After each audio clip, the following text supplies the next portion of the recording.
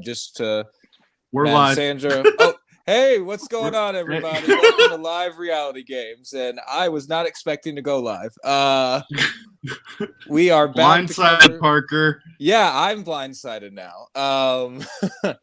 So we are back to cover Survivor Angelica, episodes 7 and 8, and once again, I'm joined by Nathan, who has a face this time. Nathan, what's going on, man? I have a face, and I must podcast. I am doing well. I'm very excited. I thought this was a fun couple of rounds we watched here. Oh, absolutely. This is it's the end of the pre-merge, the beginning of the merge cycle. And here to break it down are three great guests. Joining us, we had him on a few podcasts ago. Very glad to have him back, is Jabbar. Jabbar, what's going on? Nothing. Happy to still be here. And very, very big episodes for you. An immunity win in both. So very happy to break that down when we get there. Also joining us is Matt. Matt, what's going on?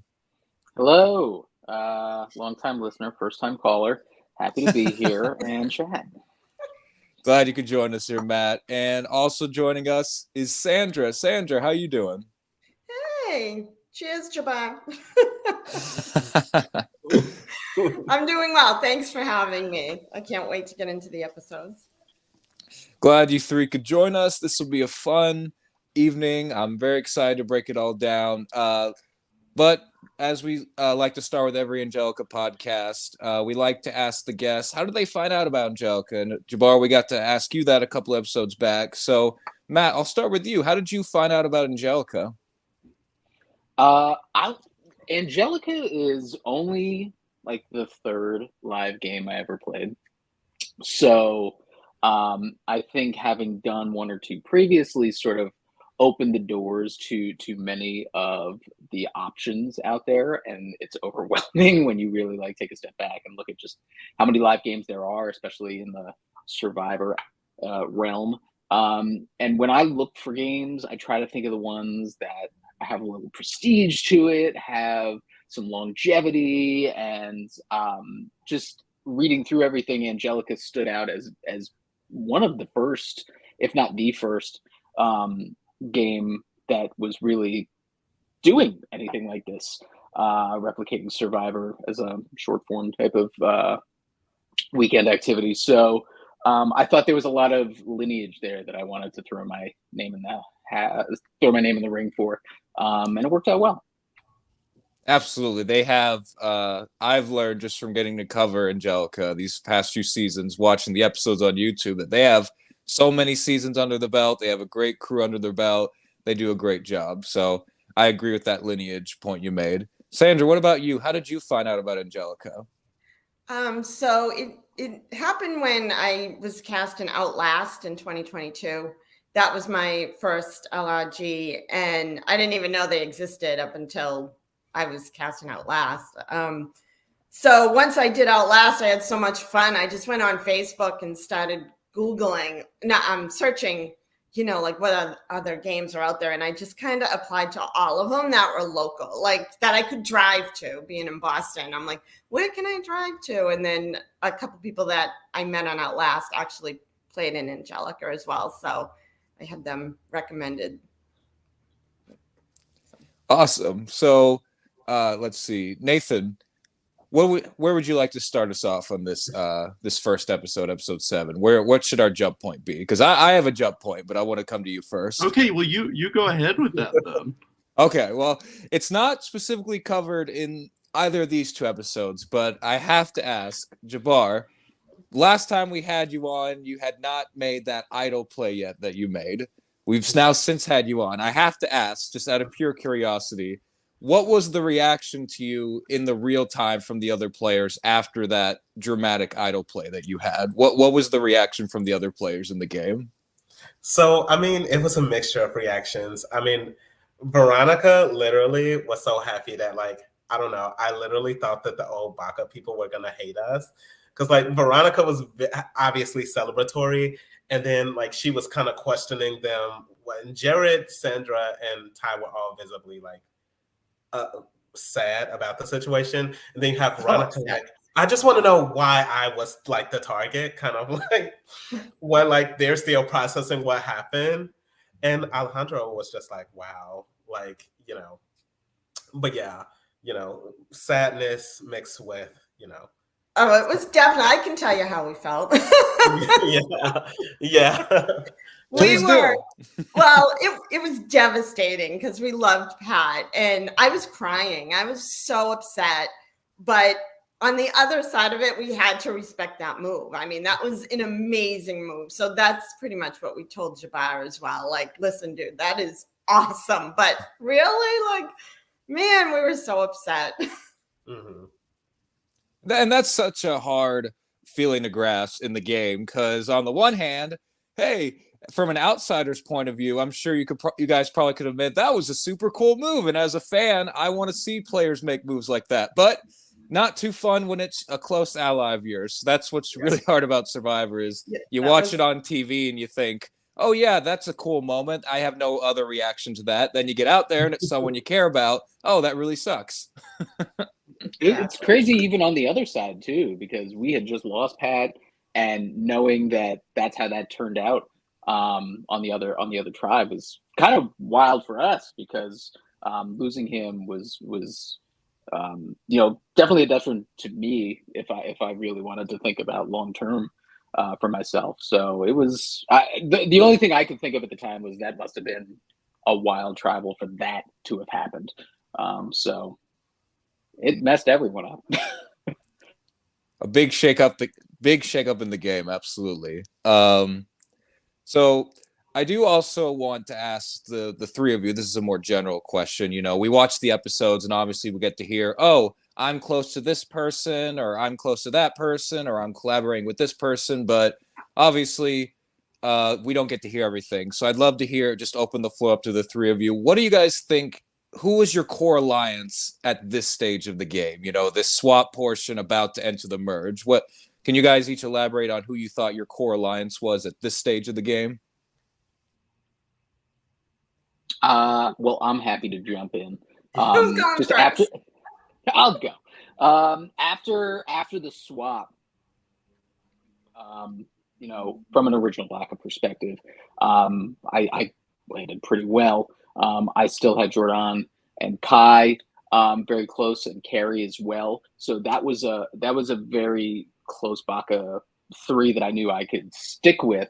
And it was even better for me knowing that I had Jason coming over as well, because even though I haven't played a ton of these, there were two relationships going into Angelica that I had, and that was Jason and Mel, and neither of which were on my starting tribe. So I was sort of all by myself with original Baka, but having Jason come over, a lot of mutual respect from our survival challenge season that we did together.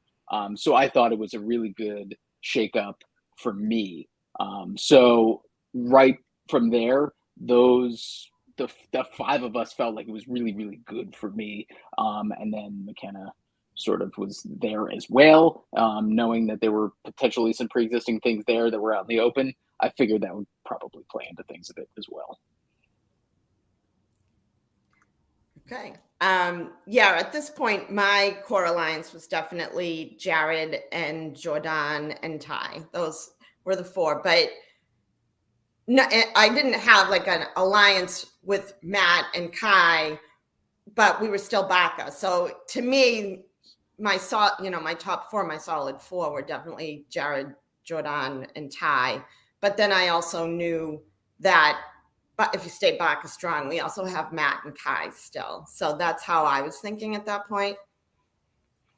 I mean, my alliance was honestly to myself at the start of the swap. And I actually had planned on flipping because I liked Baka so much. But like when Baka made it kind of obvious that like it was 4 versus 3, I think that it just made sense for me to kind of side with Alejandro and Veronica. And I did think that like, even if I sided with them, I would probably be the last one picked off anyway. So yeah, I think that kind of brought myself, Veronica, and Alejandro closer together. Nathan, it always goes back to Baka and Loa, doesn't it? 100%. Every time. Every time. Wait, was this the beginning of this one? Was this when we saw Veronica go with the blessings and curses in that little area? I believe so. Following. Yes.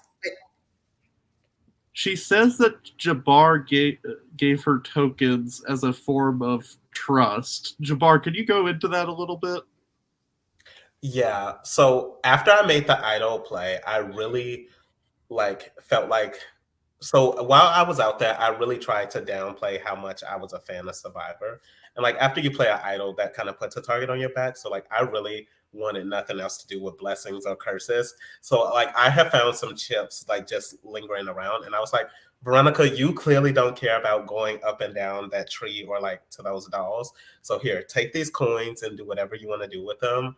I'm just gonna pretend like I'm not even searching for anything. So like I gave my coins or chips to Veronica, like my one or two that I had or whatever, and like she deposited them however she saw fit.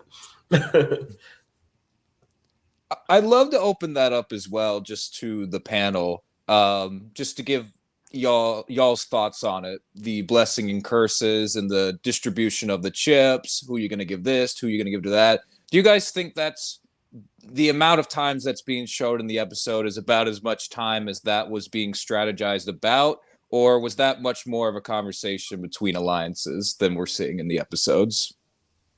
I know I didn't really hear a lot of conversations about the blessings and hexes. The only thing especially when we didn't know about it at first until someone actually went to the cabin.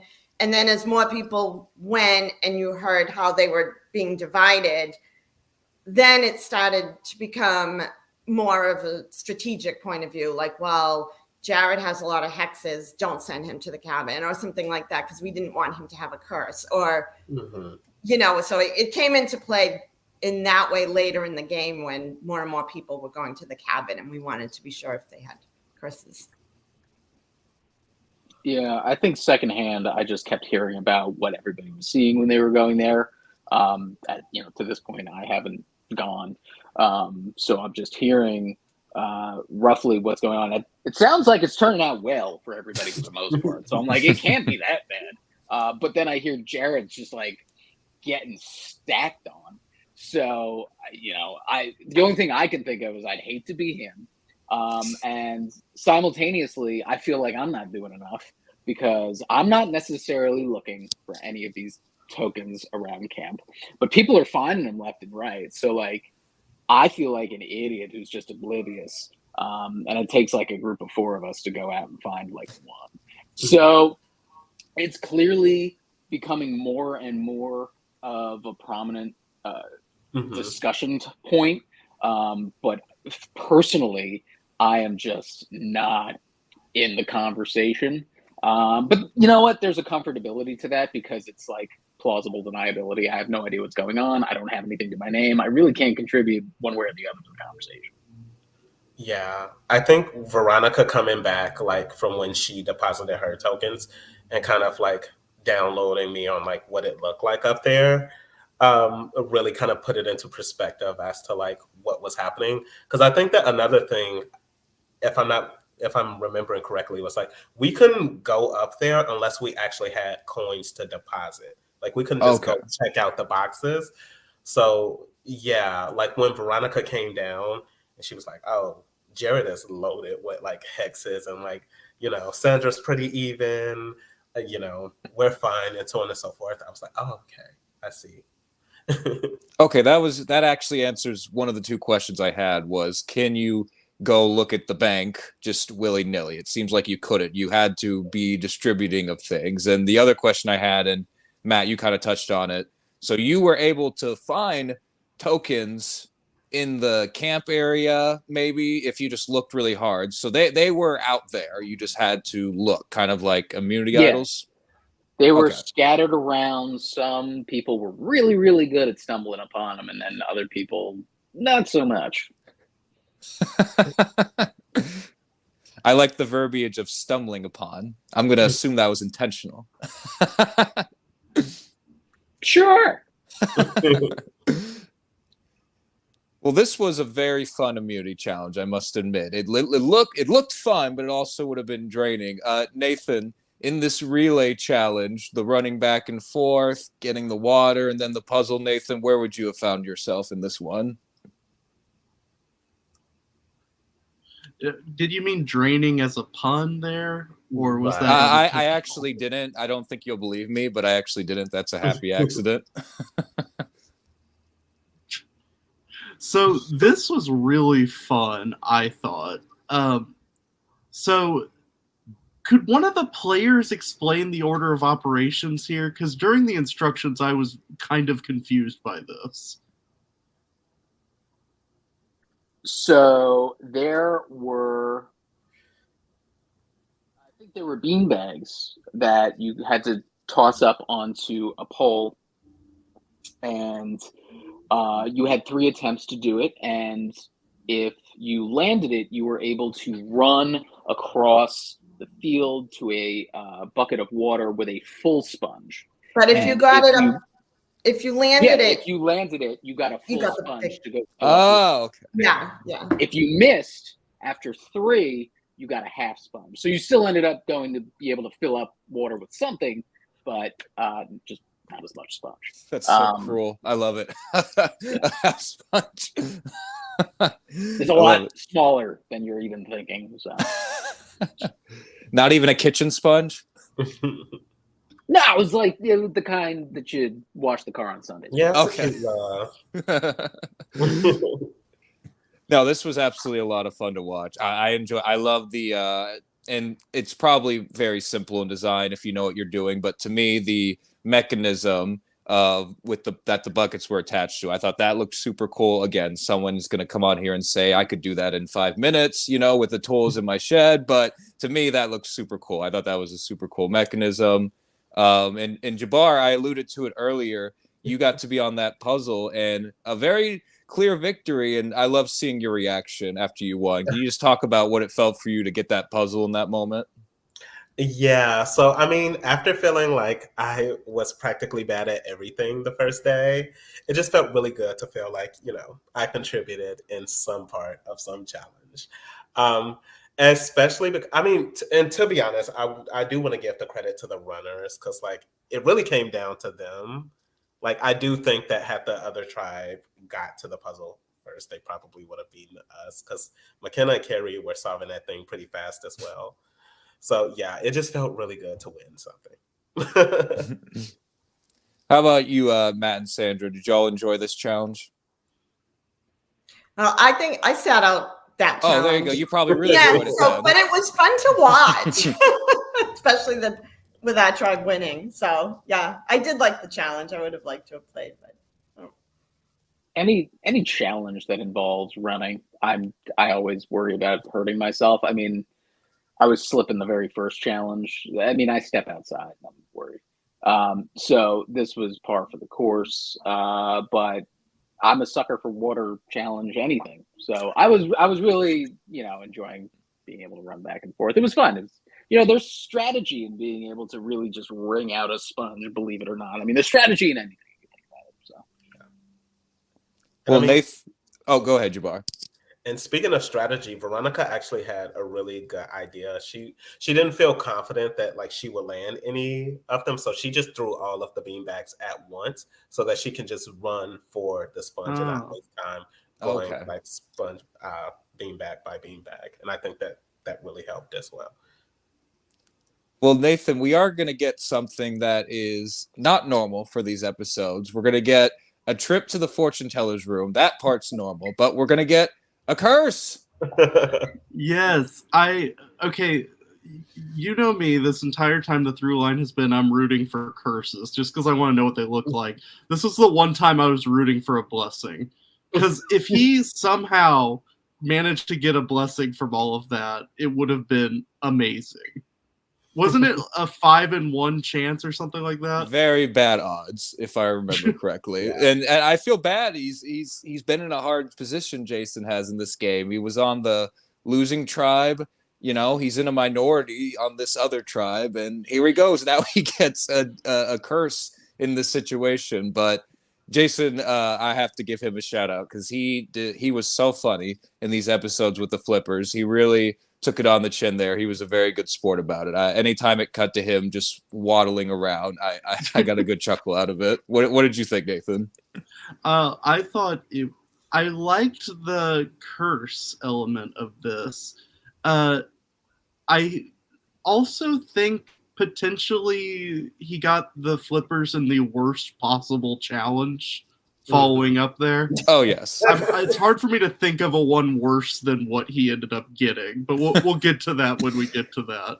I would love to hear from production on if there was like, depending on what round this curse came into play, it was a different type of disadvantage, and if this was the specific disadvantage for this challenge, like if it was a different challenge, it could have been a different disadvantage. I'd love to ask them that at some point, because you're right, it's comical how much of a disadvantage those flippers were in the next challenge. But no, you're right, I was rooting for a curse too, and what I liked about this curse, and we haven't seen the next one come out, but we'll get to it. There's another curse coming up. Is it didn't seem like it completely ruined the game. It didn't completely it wasn't like, oh, you have an automatic vote cast against you already or something like that. It was, he could work around it. It wasn't something that was completely detrimental to his game. Now, maybe there'll be some coming up. I don't know. But as of now, I thought this was not super directly impacting to his game. Nathan, what did you think? Of the two, we actually got two curses in these rounds. Shocker. And of the two, I think this was definitely more fun. The others didn't play much of a role, I feel like. But I say bring back the flippers. Yeah, I agree. Bring back the flippers. Matt, we have you. You're the only one on the panel who attended this tribal council, so I do want to get your take on it. So walk us through the ultimate strategy and how it ends up being McKenna here. Is it as straightforward as it was in the episode, or was there a bit more going on here? I think strategically, from where we were at, from an original Baca standpoint, Jordan, Kai, and myself, really felt like we wanted to make sure that we kept that in line based on some of the conversations we had already heard about Carrie and McKenna's existing relationship. Knowing that Jason was willing to play ball with some of our numbers and having that existing relationship there, I wanted to pull him in and make sure that we continued on that path. So, just a good old-fashioned helping of lying and deceiving really helped, Carrie feel like things were going to maybe go her way. And, I definitely think for her it was a blindside to have McKenna taken out. So, everything from my perspective went according to plan, and we still had the numbers on our side coming out of it. So, even Jason and Flippers walked out of that tribal looking good. So it's hard to argue that things didn't go bad for anybody from my perspective. So the ultimate decider between McKenna or Carrie was original Baca. Yeah, and I think keeping her quote unquote in the dark about that, maybe, that in and of itself was a blessing and a curse, but I think we had enough justification to do that based on the rumor and innuendo that we had heard. So if it came down to it and explaining our rationale for it, I think we had a solid base to stand on, keeping her in the dark. But at the end of the day, it still benefited her to keep her thinking that we're still Baca strong, because at the very least, when it came time, for us to potentially go to tribal again, we could continue to throw Jason's name out there for her, and she would be able to continue to feel, comforted and not as worried. So keeping that veil over everything was a really, positive turn for, a tough tribal, honestly. Nathan, can I get your take on this? Because I feel like so often in these games, we see the people with pre-existing relationships. That helps them in the game. It helps them get far, maybe. It helps them survive in a early tribe situation or even emerge. But the exact opposite, I feel like, happened for Carrie in this game. I feel like because people knew she had these pre-existing relationships, it's like something she couldn't even get off her back. Like, it was the complete opposite. She knew Kayla, and Sandra killed the excellent Baka Babes Alliance. Thank you, Sandra. She knew McKenna. Like, it just seemed to be something Carrie couldn't shake the whole game. This was a rough go for Carrie. I think a lot of that though had to do with they lied about even knowing each other. Like they weren't even like, oh yeah, I know her. You know, I'm friends with her because, we're friends on Facebook or whatever. They, were pretending they didn't even know each other. So yeah, the fact that they dug their hole really, really deep from the get-go. Yeah. And so many people just had so many different interactions with him with different stories that I think the mix of it all really didn't help their case. But it's all in how you tell those stories because, Right. I knew people going in. I was on a tribe with Jason. Nobody knew that I knew Jason. It's just a matter of being able to hold that stuff in for long enough, but still give people a little bit of a taste because I knew Mel. Mel was out. I could be free and open about knowing her at that point. It really didn't hurt me, but it still emphasized a little bit of transparency on my part. So it was a win-win. I will say though, Matt, like you made it pretty known that you knew Mel, like from just the parking lot because we were like two of the first three. And when she pulled up, you were like, "Oh God, it's Mel." And I was like, "Oh." So well, there's strategy in that, only because she directly wasn't involved in me getting burned in another game, but I do attribute a lot of it to her. It makes, no difference in how I, would have wanted to work with her, honest to God, if it got down to it. But it's just me in those moments doing as much, gaming as I can with what little things that I have to work with, going, let me just plant some seeds. Maybe it'll help. She knows a lot of her. It was just, the hand I was dealt with at the time, but it really didn't hurt me come game time. Yeah. I think with these relationships, if no one knows that you have them, it's such an advantage that it's just ridiculous. I mean, there are so many people who have absolutely dominated these live games because they have a secret either family member or a significant other or best friend on the other team. So if you could keep that a secret, then it's absolutely overpowered. If you publicly know someone, I also think that's a huge advantage. But generally, you have to, one or both of you needs to kind of be non-threatening, at least as far as I've seen it. Because if two people publicly know each other, but they're both Ned Flanders, just very affable, kind of gullible looking people that okay, well, we're not going to vote them out. They'll be good alliance members. I agree. I think you hit it on the head there. And like I said, it just from a viewer standpoint, it seems like Carrie knowing these people bitter in the butt. But from what y'all are saying, there's some stuff we didn't see of how people knew she knew people, but she wasn't being forthright with that information. So it makes complete sense that, oh, you're not even telling us that, gotta vote her out kind of thing. So that makes complete sense to me. But we do lose McKenna here. And let's see, Nathan, was there anything else in this episode before we moved on to episode 8? We skipped my favorite confessional of these two episodes. This is my bad. It's actually from you, Matt, saying that we can't bring Jameson further because he's serving kids in other impoverished areas and that kind of thing. Could you go into that? Listen, yeah. So the one thing that I try to avoid working with in these games too much is too many like me people. And there were a lot of pleasantries about Jameson that I felt were very, very likable, very non-threatening, and things that I could relate to. And in the same vein, Jason is that way as well. And I think Ty alluded to some of the conversations we had from the last recap, which sort of dealt with the devil you know versus the devil you don't. And that's one aspect of it too. But on paper, Jameson is Prince Charming.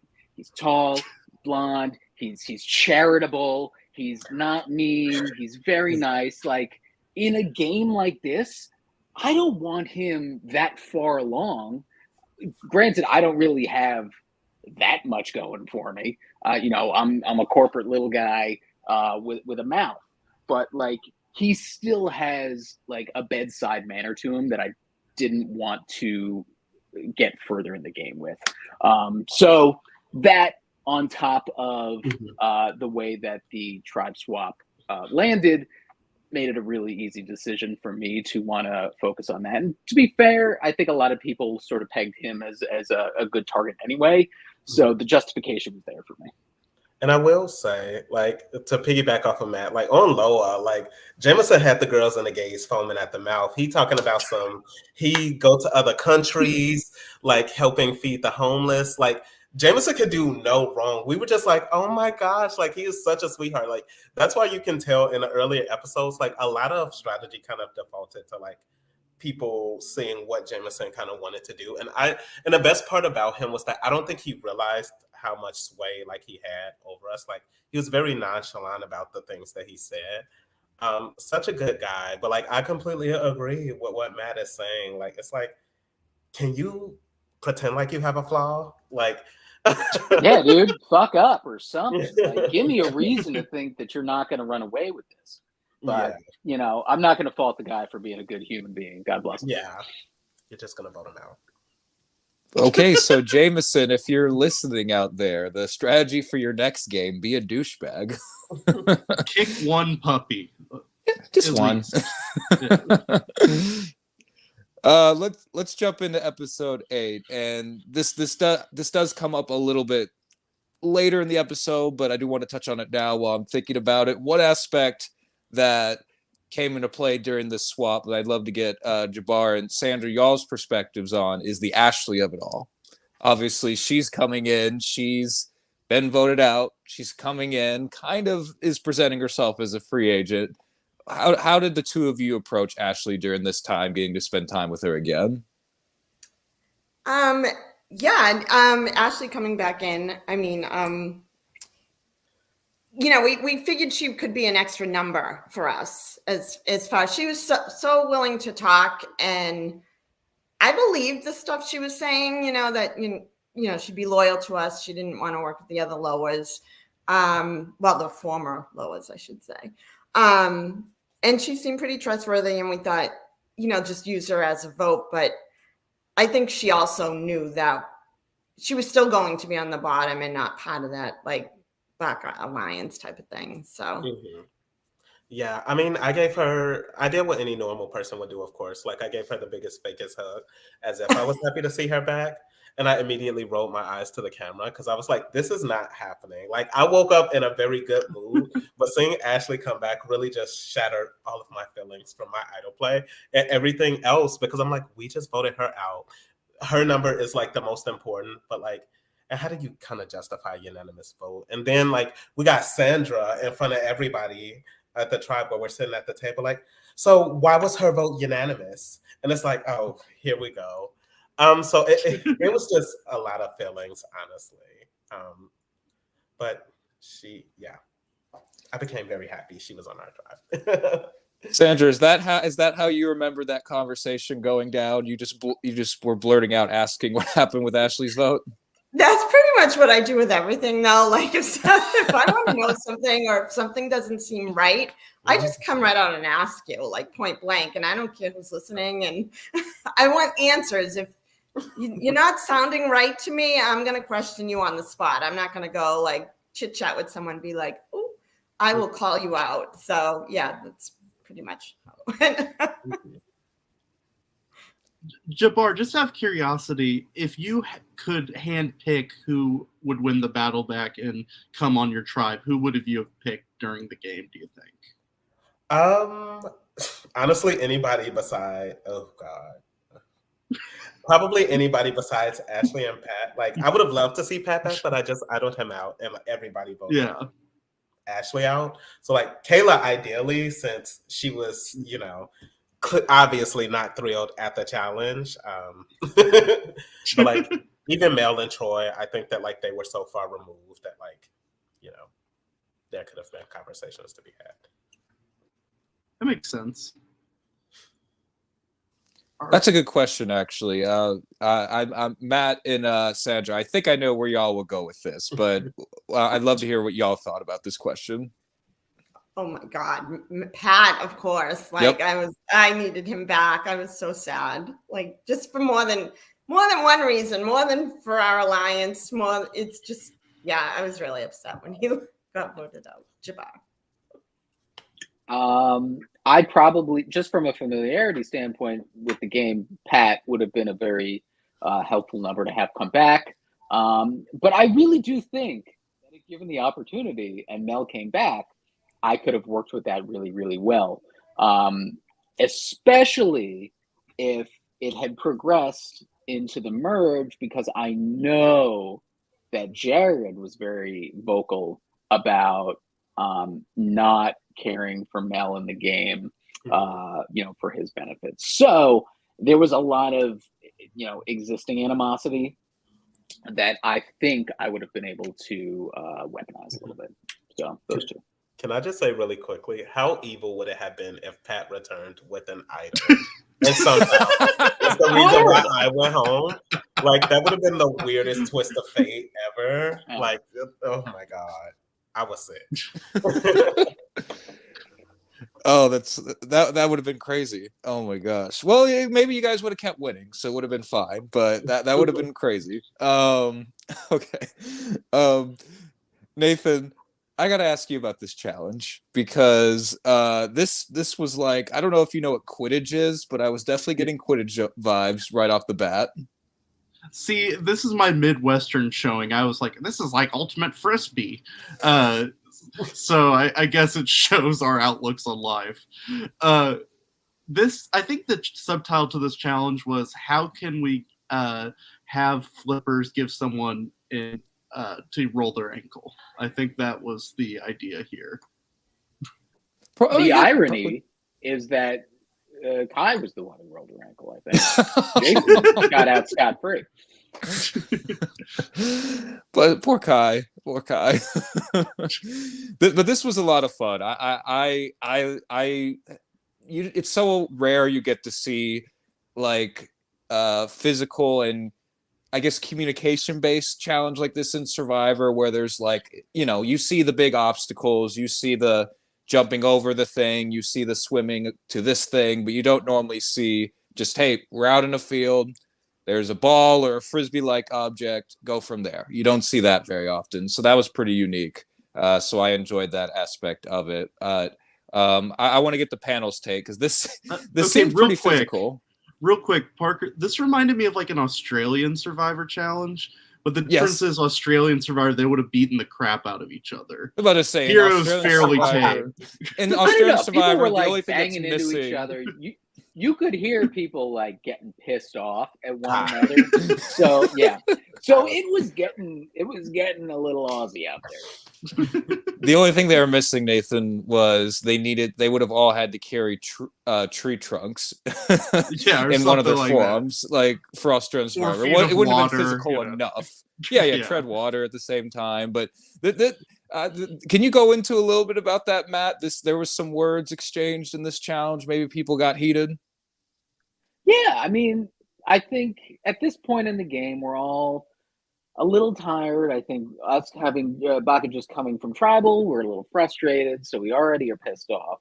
Jason's got flippers. We're going in sort of like, I think physically a little on the outnumbered side.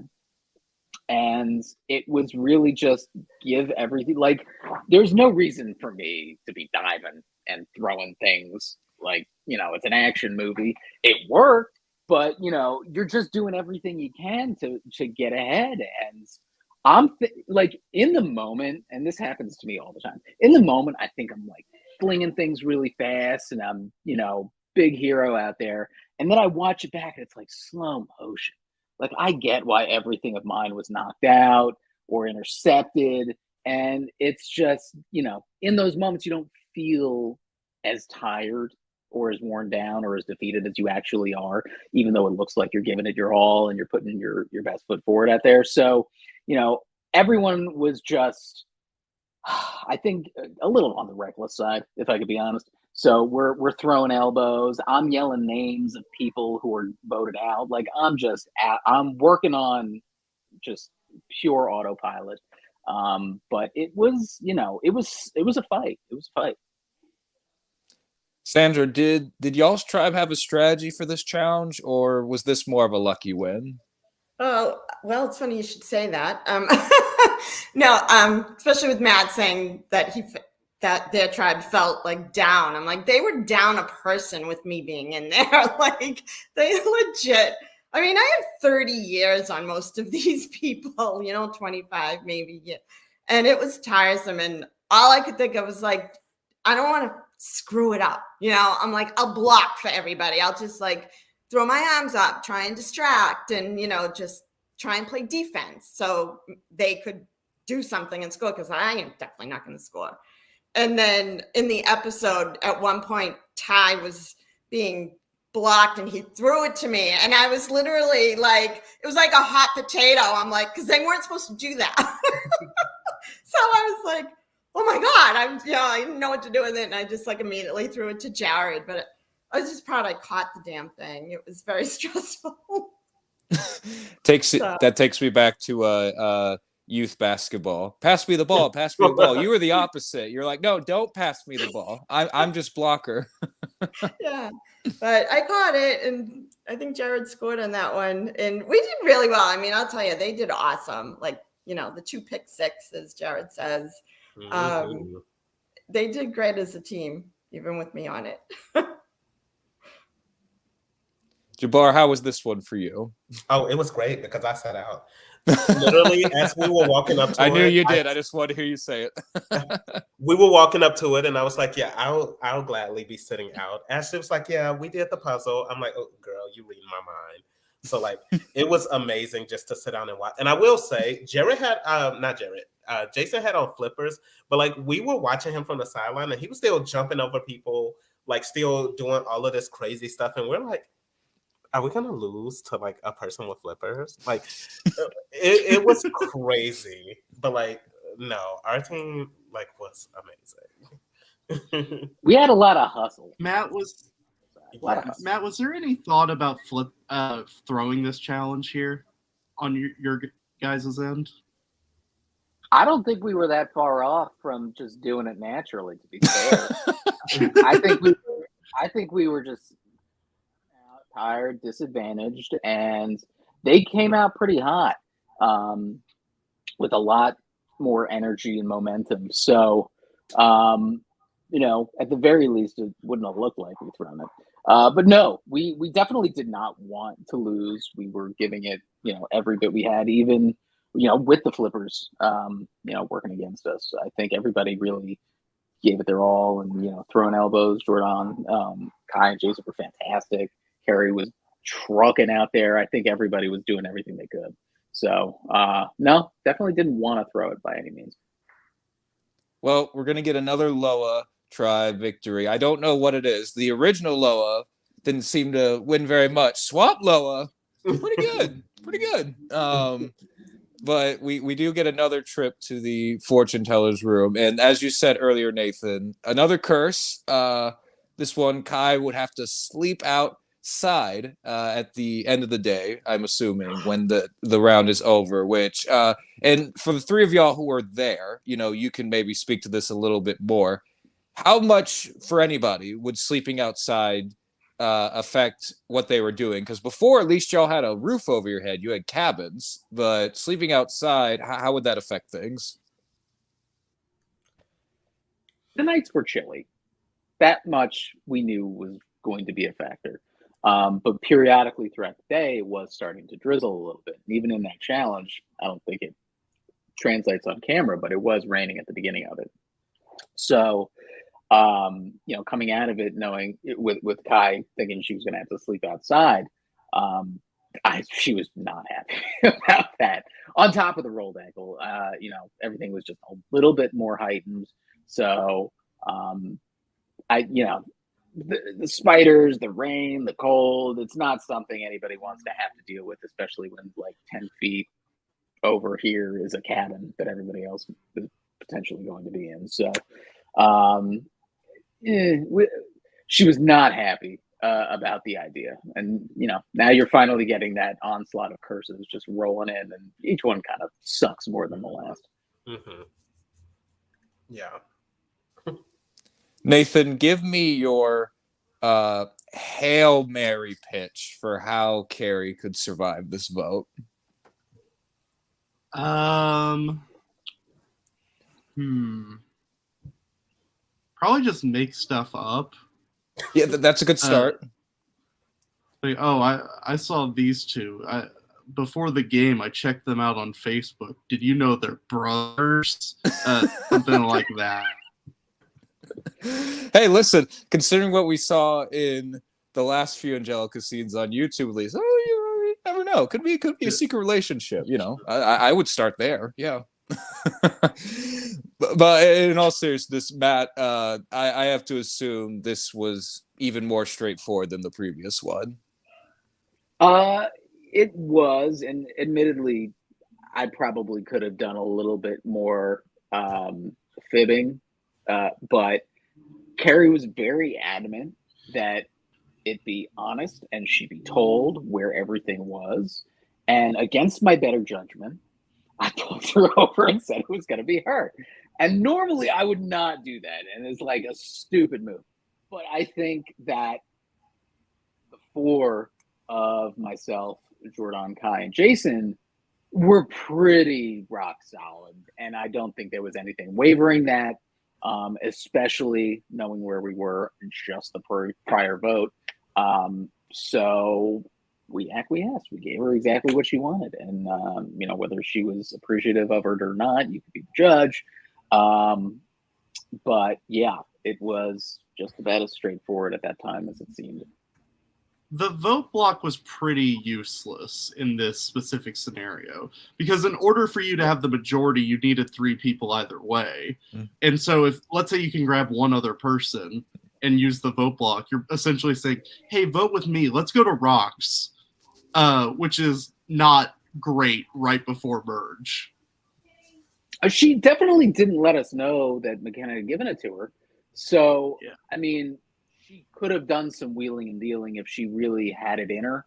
And I'm not sure at that point how much she did, if the wind got knocked out of her with me saying something to her. I don't know. But I mean, if she wanted to sway Jason, it's possible. And then you would have at least maybe forced a tie or something. I don't know. There's very few options, but I just think the end of the tunnel was really, really far for her in that moment, and it was a difficult one to get to.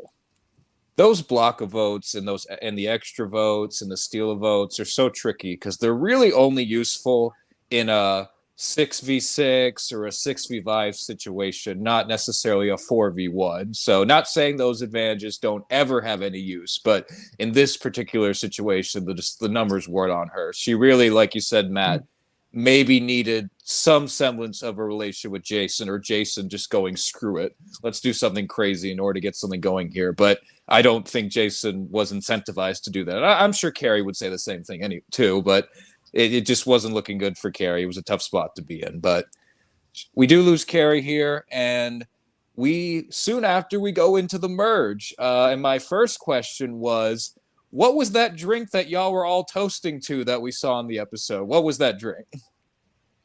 I think that was just orange juice, wasn't it? I think. That was just orange juice? It wasn't just orange juice. Yeah, I know. It wasn't just orange juice. Was there champagne in there too? It was champagne. Yeah, baby, Jordan was enjoying the drinks. Oh, that's right. Yes, she was. And Matt and I had a seltzer as well. I think we had both. Yeah. I asked because this is just goes to show what my mind focuses on. I'm trying, the camera has multiple people in the same shot before that cheers. Everyone's having their side conversation, congratulations, oh, what's on the picnic table, that kind of thing. And I overhear someone, could not tell you who it was, but someone say, oh, is that orange juice? And someone says, no, we're gonna drink. I do not know, or something along those lines. So I don't know who it was, but that just cracked me up out of context. So I had to ask, because I definitely saw the orange juice on the table, but I was like, there's more. There's got to be more than just orange juice. At least that's what I thought. So thank y'all for that clarification. Nathan, how was this merge feast? So Angelica actually opened up the doors for something I've wanted to see in a live game ever since like 2017. I have wanted someone to get drunk on a live game with episodes during the morning, so they are drunk for like 4 episodes, and the audience is very confused because it goes. I would have happily taken that bullet. I was trying to went- get there. I was after that Bud Light seltzer, like white on rice, man. I wanted it so bad, and I saw a second. Like I was trying to ask if anybody wanted it, and of course Sandra was like, "I'll play it." So it was beautiful. Yeah, you probably hated me at that point. No. Listen, my intention was to go into the next challenge. I'm a cheap date, so it really wouldn't have taken much. Well, that's just it. And we hadn't eaten, so even a half a drink, I think we were all feeling it at least a little bit, champagne goes right through your head. Mm-hmm. That's funny, Nathan. Yeah, it the viewers are just watching it every week or whenever it comes out, and it's like, well, why is Matt still drunk in that scenario? Forgetting that these 4 episodes takes place probably within a few hours of each other, so in the real time. So that's really funny. Even orange juice, though, I know this sounds weird, but when I played a live game the second time, we got orange juice as a reward. And I legitimately felt like I was getting high because the big like sugar rush all comes to you all at once. It's such an amazing feeling. Yeah, I I'm do still not pushing Yep. pushing for a hidden immunity Bud Light somewhere in the Angelica realm. I think it's it's a crew that probably is entertained. God bless. So we do have this merge, and is it Murata? Is that what the merge tribe is? Messiah. Right? Messiah. Sorry, Marasa. Marasa. Did they say what that meant, or was that just what they told y'all it was? I thought they said Marsala. Because I was really hungry. You did. We were focused on the food and the drink, to be honest.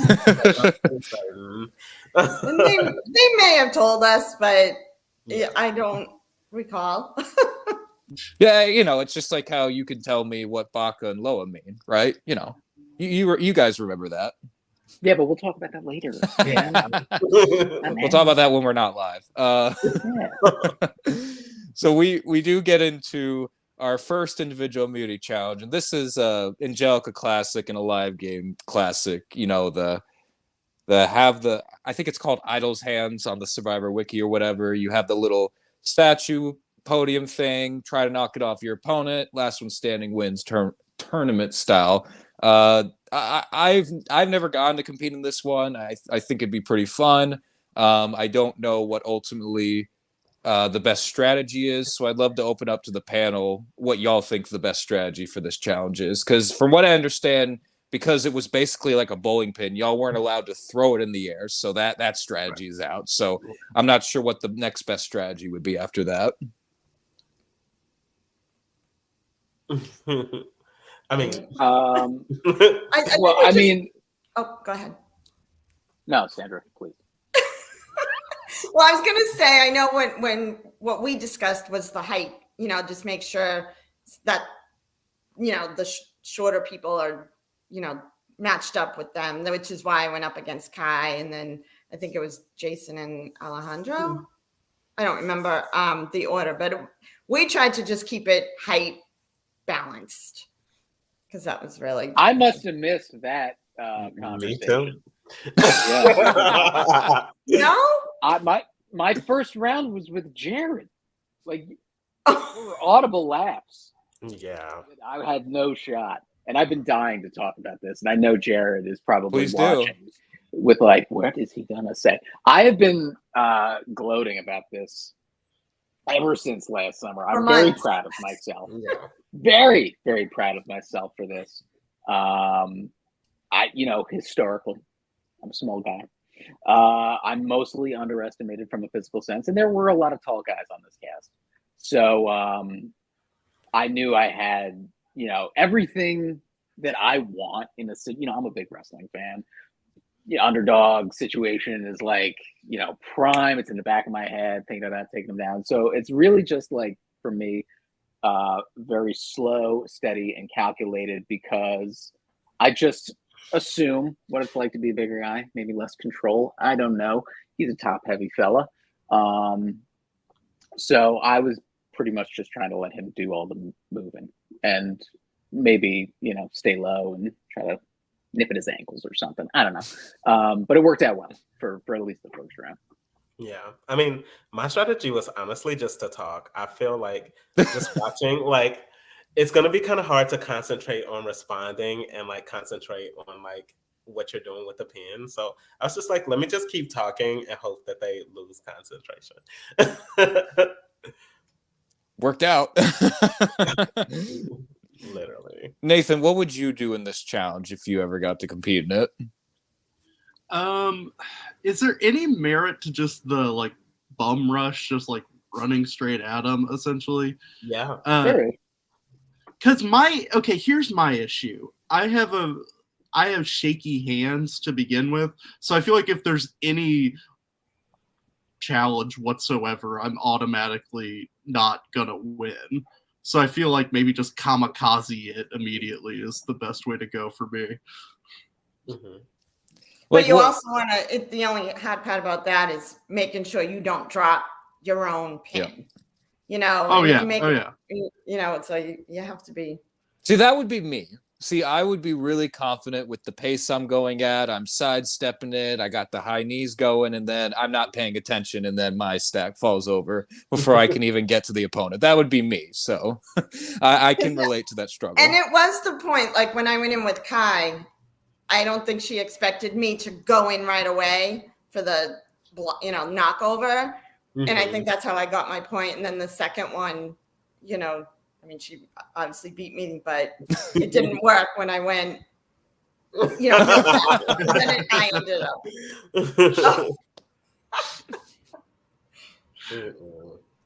It was a hard fought loss on your part. A hard fought. Matt is very gracious. That's the matchup I wanted. I appreciate him being a viable contender. But Nathan, I do think there is something to your strategy of just go for it. Go for the Hail Mary. Just catch him off guard. I mean, it worked for Sandra. Catch him off guard. Especially if the other person is thinking this is going to be more tactical, like do the little, walk in the circle, prancing and dancing, whatever. If you just catch them off guard, you have that advantage on your side. But we're gonna see Jabbar and Jordan win. Very, very exciting. Jabbar, I know you said that you felt like you weren't good at any of the challenges on day one. So you helped win the puzzle. You won the first individual immunity. How are you feeling at this moment? I gotta imagine you're feeling on a high. So I was super excited, especially since I tried to bargain with production and the women to like let me play in their bracket. Because like the men had all these big bulging arms and like nice legs, and I'm like, oh, this is just too much. So like actually being able to win, just like it made me feel really good. I really like production's decision to have a challenge, the first immunity divided by men and women. I think it leads to, this is a very fun challenge to watch, but also a very physical one where height plays a big role. So I like that it can be equal, but also we're not just standing in one place like the US version does. You're saying you appreciate that Angelica didn't go 5, maybe 6 challenges in a row of stand there and hold the ball. Is that what you're saying, Nathan? Yeah, that's exactly what I'm saying.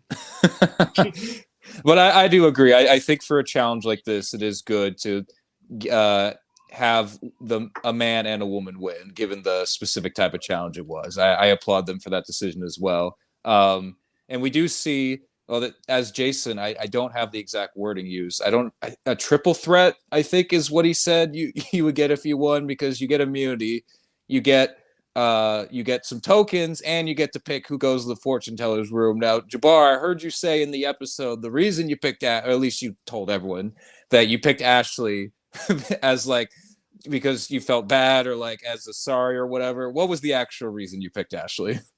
So it was a part of that, and it was a part of like so. Jordan picked first, and she picked Sandra. So my only options were Matt, Jared, and Ashley. Jared and I were kind of formulating some type of secret deal.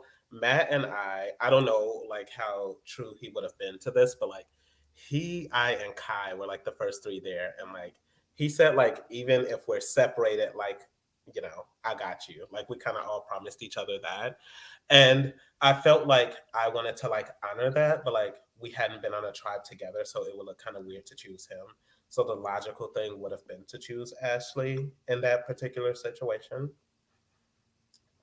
No, it makes sense. I keep forgetting that you can only pick certain people and certain people, and you can't go twice in a row. So that makes sense. Once you narrow it down to those three options, that makes complete sense. Because I'm watching the episode, not thinking that I'm like, why do you pick Ashley? but then when you lay it out like that, that makes complete sense. So that's on me.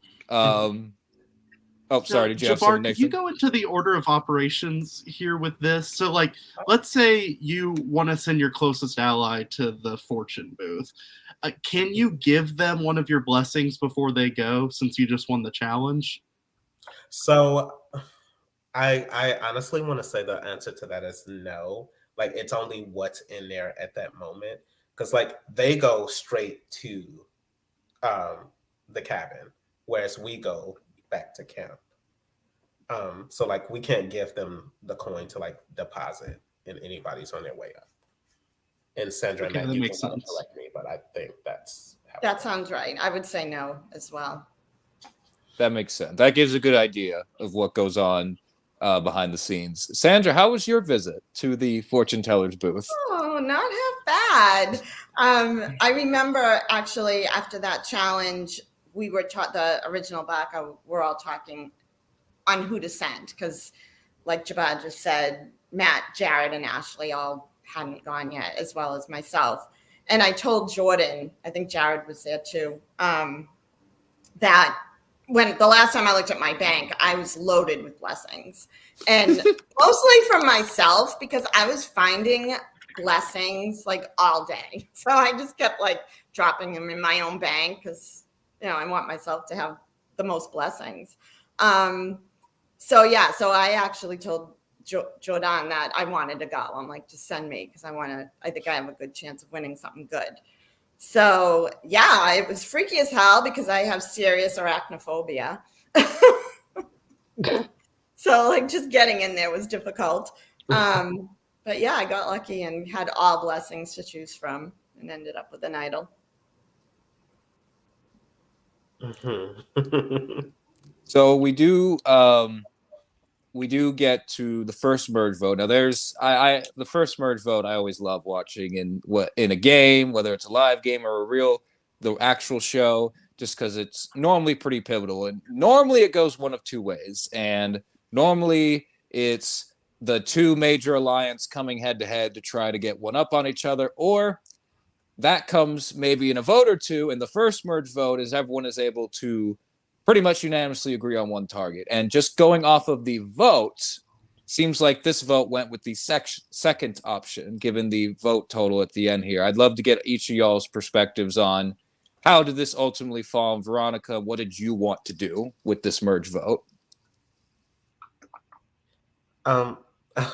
So I mean, I have a lot of opinions about it. I think that Matt kind of was like one of the early hinters that Veronica was in danger, because when we like swapped, like Matt, Kai, and I think either Jason or Jordan, like they kind of sat around me, and like Matt was like, "So why would you play an idol on Veronica? Like, are you all close?" And to me, I was like, "Oh, if I'm not willing to let Veronica go soon, I'm probably gonna take the bullet. So she's probably gonna go home." But like also like I think Jason had put in a good word for me with like new Baka, I believe, to a point where I was willing to once again flip and like become like a silent fifth member of them. And like, of course, in saying that, like Veronica was like on their hit list, so I would have had to like be okay with Veronica leaving. So I kind of got the hint pretty early. Yeah. Just I guess in response to that, based on the swap, there were very few folks that I hadn't had the opportunity to play alongside at that point. Veronica was one of them. And you know, Shabar, to your point, I was doing my best with what limited interaction we had during the game to try and honor some of that, parking lot type of I'll stick with you if I can. So that was like Jabbar was never someone that I was going to look at immediately in the merge. So just getting bits and pieces of information for what had happened on Loa, the idol play was certainly one that stuck out, and I wanted to know a little bit more. And once that started, the names started to come out, and I recognized Veronica very quickly from challenges as somebody who was a big competitor and really gung ho on winning. And in a merge situation, that is a bit counteractive to something that I want to be able to do, because I know I'm going to have to be very, very competitive for my life with those things. So she was somebody who stood out as a bit of an equal in that regard, and she had vocalized concern over Jason. For me, that was something that I wanted to parrot right back to Jason, and from that point, I think I got wind that my name was out there from Veronica as somebody who couldn't be trusted, and I had to do a lot of back and forth between everybody because she immediately saw me go to Jason. She didn't know what I was talking about. I was literally just pulling stuff out of my ass at that point to go and tell people what she was telling me, then go back to her and reassure her that nothing was going on. I think I did a pretty good job in that moment, but there was a lot of lying on my part in that moment, and I feel like I was doing a lot of facilitating of other people saying other names. I think another thing is coming into the merge is if there wasn't a merge and Loa had lost, Veronica was next on the list because we were Baka strong. So I think merging and Baka having the numbers anyways, I kind of feel like that was just also the route it was going. So Veronica had rubbed Baka the wrong way when she thought we were throwing the challenge. And sorry. So it was like, we never, it was always in the back of our heads, So she was really fighting hard though that morning, because what's funny is it doesn't show up on the episode, but she had those blessings and hexes. And she was bothering with everybody because she had come up to me and had said, if you vote Jason, I promise you, I'm going to give you this blessing. I'm going to go put it in your thing right now if you vote with me. And, she was trying to figure out the numbers and to vote Jason. So, and she didn't give me a blessing. I think she gave me a hex. But yeah, so I think that was also why the Veronica vote happened. So Sandra, from your position, you're in the Baka majority. If we're just looking at original tribe numbers, were you ultimately surprised, or were you not surprised that it wasn't close with Veronica's vote? So many people, even original Loa, were on board with voting her. Did that surprise you, or is that what you expected? I was surprised about the Loa. Although Jason, I know, was working with Matt and Kai, so. I know he would obviously, he's not going to vote for himself, so he's going to vote for Veronica. I was definitely surprised that Loa. Jabbar, you just said you were trying to work a little bit with the Bakas. Ashley is just doing what she can to survive. She'll work with the Bakas. Jason has his own thing with Matt going on, and Kai. Was it just very obvious Loa was dead on arrival coming into the merge? Was there any hope for this? No, there was no hope. This is why it was so frustrating playing with Baka in general. Like, they were very soft as a tribe, where it's like Loa, like, we were a mess. Like, we would like just continuously like try and strategize. like just to think about like other situations and solutions, and they're like, yeah, we already kind of talked about this. Like, what is there to talk about, type of thing. So, no, it was pretty soft. And because Loa was like had behaved in such a manner up until this point, like we were fractured as a starting tribe. So there was no putting those pieces back together. Nathan, I guess it's really not a bad strategy if you're from the original Loa. It's like, hey, this is not a tribe. Like we're not going to be a voting unit going forward. So I guess it's not a bad idea if you're one of those individuals to try and hitch your wagon to a Baka contingency and hope that they break up. Is that's probably the most optimal path, right? I have faith. I think they're all gonna pull together at one unified front here. I admire your confidence. But it makes complete sense hearing it from your perspective, Jabbar, and also Sandra. I didn't even think about that, but that makes sense. That had swapped Loa, gone back to tribal, it probably could have been Veronica anyway, because of just she's rubbing people the wrong way.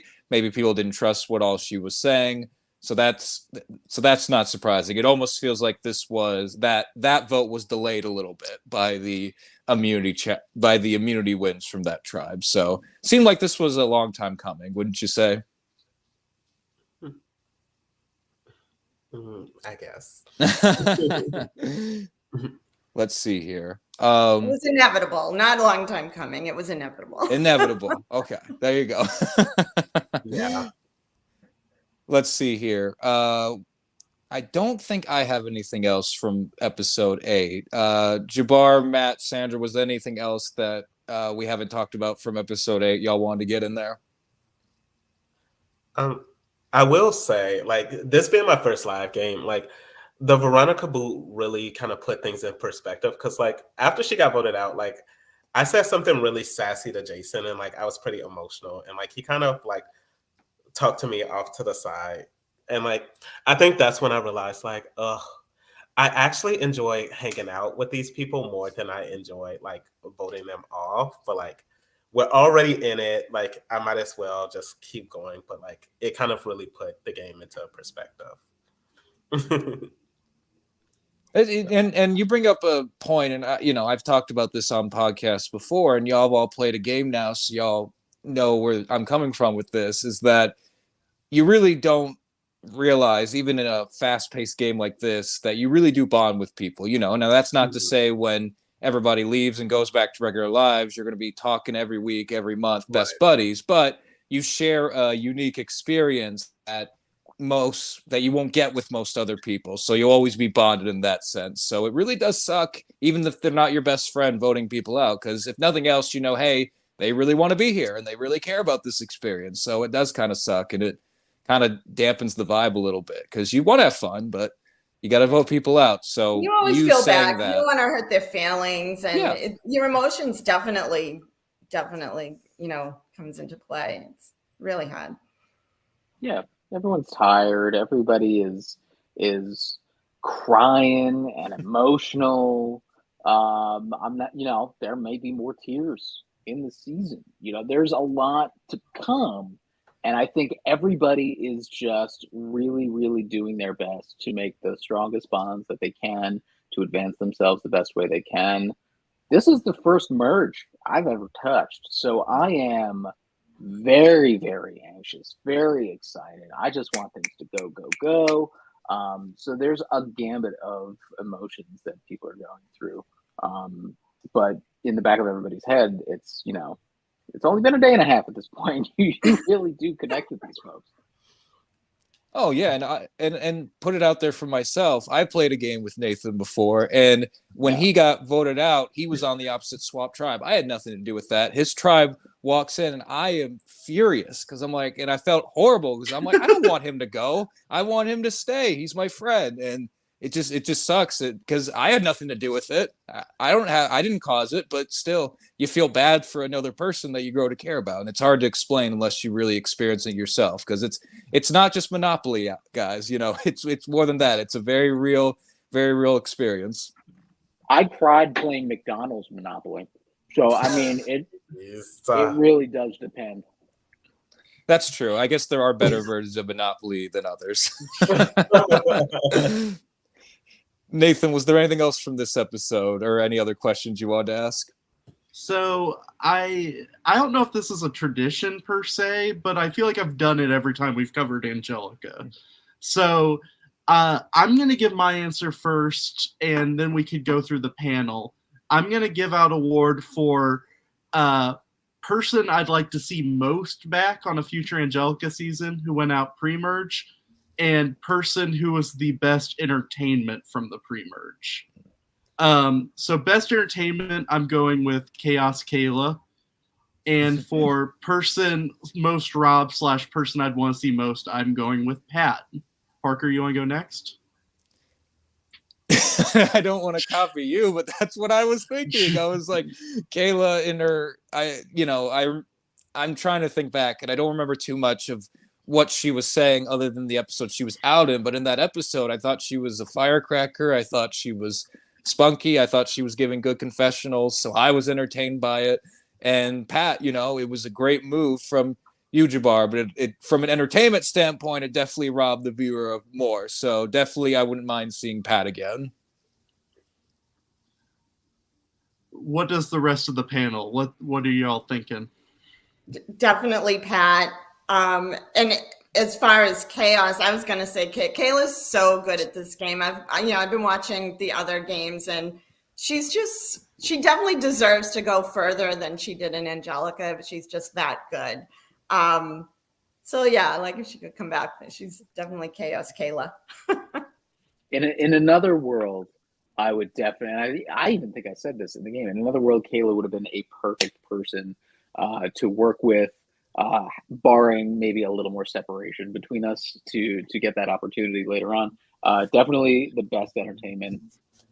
I actually would like to see Troy back, only because I feel like he got the rug swept from under him really quick, and from the outside looking in, it's just like, if you had a little bit more time, I really do think Troy had a lot going for him and would have ran away with it in a lot of different ways. So he's somebody I definitely would like to have seen a little bit more of.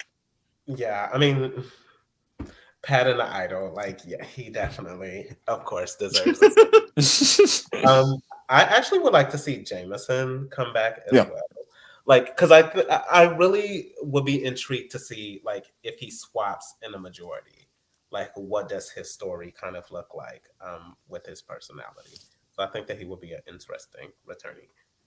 And can I also just say this? We talk about this off the record, Nathan and I, when we text each other while we're watching the episodes. We're like, this is a really good cast. We're like, I know we've said it each podcast, but this is really solid. I think people are bringing it.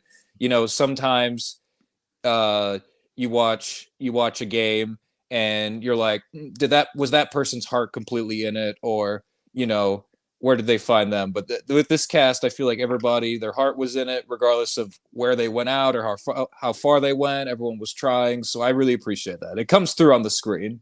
It translates well. So I really do appreciate this cast. I remember it was funny. Speaking of Jameson, when we were watching the last episodes, Nathan just sent me a text and he just said, "Oh, they voted out Jameson. That sucks."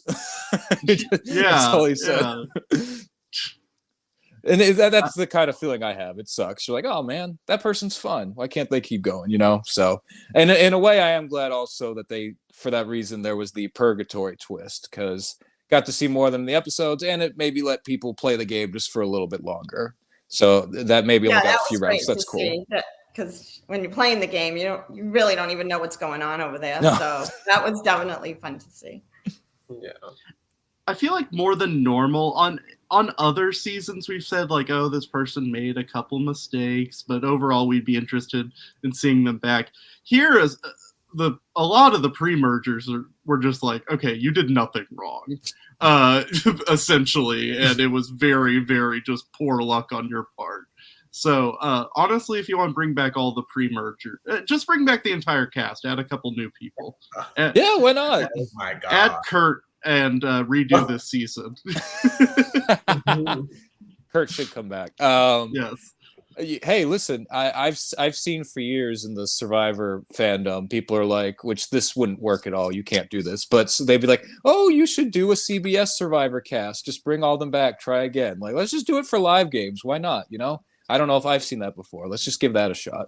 That'd be a fun time." But I can't think of anything else, Nathan, unless you can to talk about. If we were to do a redo like that, though, if someone like refuses to go on, you have to contact every like one of theirs and see if any of them would play. Oh, of their loved like, ones? we can't get Larry. So, but here's Larry's best friend from the factory.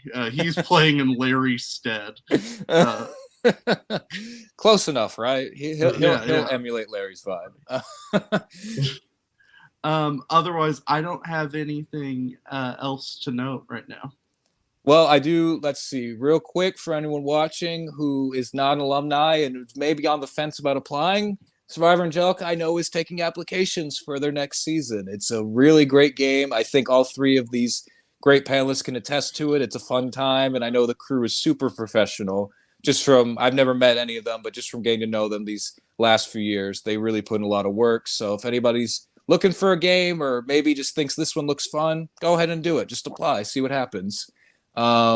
And otherwise, I want to thank our three panelists for joining us. This was a lot of fun. This is a good start to the merge. I think there's a lot of moving pieces. Not quite sure where we're going to go from here, but I'm very excited to join. I think the season is heating up. And yeah, we will be back within the next few weeks to keep covering Survivor Angelica. We got out of the big slump of January. I know I was very busy. I know Nathan was as well, but I think things should be a lot smoother scheduling wise going forward. Would you say so, Nathan? Let's hope. I think so. I think we'll be good. I know. No, we'll be back either way. Thank you all for tuning in live, and we'll be back soon.